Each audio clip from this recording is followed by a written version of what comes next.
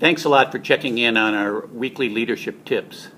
C.S. Lewis, in his book Mere Christianity, which by the way I would really recommend that you all read, says that Christians need to be reminded more than they need to be instructed. Today what I would like to do is to give you a tool that will help remind you every day of principles that will help you be the leader that God called you to be. Three things that I will be reminding you of over and over again to bring you back to these principles. The first one is daily devotions. On a daily basis, you need to have devotions. As a leader, you are giving to others. You're helping them. You're feeding them. But the truth of the matter is you're feeding them with what God has put inside you. And so I highly encourage you. In fact, we need to make it the highest priority that each and every one of us has, that we take time every single day for devotions. If you're saying, but Dan, I'm just too busy, then that's correct. You are too busy. We have to have time with God because it's out of that time that we feed others. And the second thing, the second daily principle is outreach, that you are reaching out to other people. Who are the people in your neighborhood, in your family, who are not connected with Christ at all?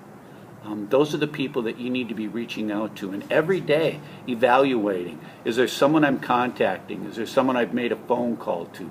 Is there someone I've set up a coffee with? Someone who doesn't know Jesus Christ that I'm just getting together with. And that's outreach.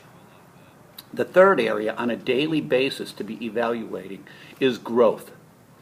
And you say, well, isn't devotions and outreach growth? Yeah, they are, but God wants every part of our life to be growing. In fact, it's an interesting thing in 1 Corinthians chapter 3.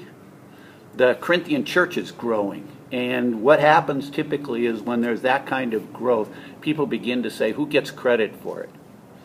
And there was one group of people in the church who says, you know what, Paul should get credit for it. He planted the church. And there were others in the church who said, no, not Paul.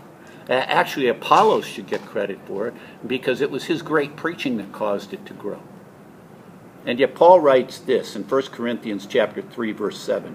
So neither he who plants nor he who waters is anything, but only God who makes things grow. It's interesting. In the Greek, that's one word. It's an adjective. It's a participle. It says it's not the one who plants who's important or caused the growth, or it's not the one who waters that causes the growth, but God is a making things grow God. That's who God is. And so in our own lives, we should be experiencing that growth in our relationship with Christ. As a life group leader or a Sunday school teacher or a table leader at Kate's Cup, whatever your situation, whatever your role is, you should be evaluating, is growth taking place? And so, if you're really bright, you've probably figured out that devotions, outreach, and growth spell dog.